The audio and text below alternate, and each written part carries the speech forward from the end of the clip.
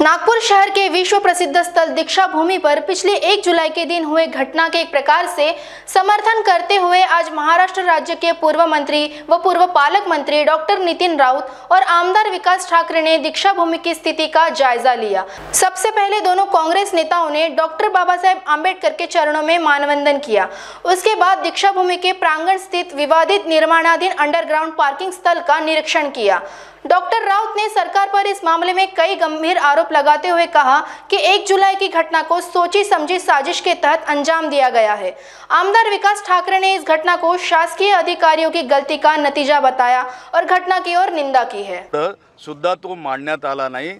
याचा अर्थ या ठिकाणी विकासाची कोणती गोष्टी या ठिकाणी घडणार आहेत त्याच्याविषयीची माहिती आम्हाला अजिबात नाही। प्रकाश आंबेडकरांनी टीका केलेली आहे की त्यांनी म्हटलं आहे की ज्या पद्धतीने हे जे झालेलं आहे त्याच्यात आमच्याच कार्यकर्त्यावर गुन्हे दाखल, दलित नेते कोणी पुढे आले नाही, आमच्या कार्यकर्त्यावर गुन्हे दाखल झाले। एक लक्षात घ्या की कोणते नेते पुढे आलेत आणि कोणते नेते पुढे आले नाहीत याची माहिती राज्यातल्या सगळ्या सामान्य जनतेला आहे। कोण हा प्रश्न लावून धरतो आणि कोण या प्रश्नाच्या पाठीमागे आहेत। माझी संकल्प नावाची NGO आहे। गेल्या 37 वर्षापासून या दीक्षाभूमीवर येणाऱ्या प्रत्येक भाविकांना ते उपाशी जाऊ नये त्यासाठी आम्ही या ठिकाणी अन्नदान करतो। आमचा जो भावनिक संबंध या जागेशी आहे, मी लहान असताना माझ्या वडिलांनी या ठिकाणी 56 मध्ये मला घेऊन आले होते या ठिकाणी आणि बौद्ध धम्माची दीक्षा माझ्या वडिलांनी घेतली।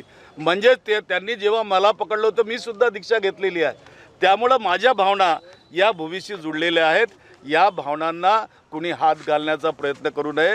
शेवटी ही आंबेडकरी जनता आहे, जितकी शांत दिसते तितकी शांत नाही। वेळ प्रसंग आला तर ती आपलं उग्र रूप सुद्धा धारण करू शकते। या मागण्यापैकी एक आणखी मागणी होती की स्वास्थ्य विभागाची कृषी विभागाची जी जागा आहे ती मिळायला पाहिजे। 2 गेट आहे ते उघडले नाही। हे खरं आहे की दीक्षाभूमीचं जे स्तूप तयार झालं आहे त्याचे 2 द्वार आता आजपर्यंत कधीच उघडलेले नाहीत। त्यांना त्या ठिकाणी दार उघडायला त्या ठिकाणी जे यात्रेकरू आहेत किंवा भाविक मोठ्या संख्येने येतील त्यासाठी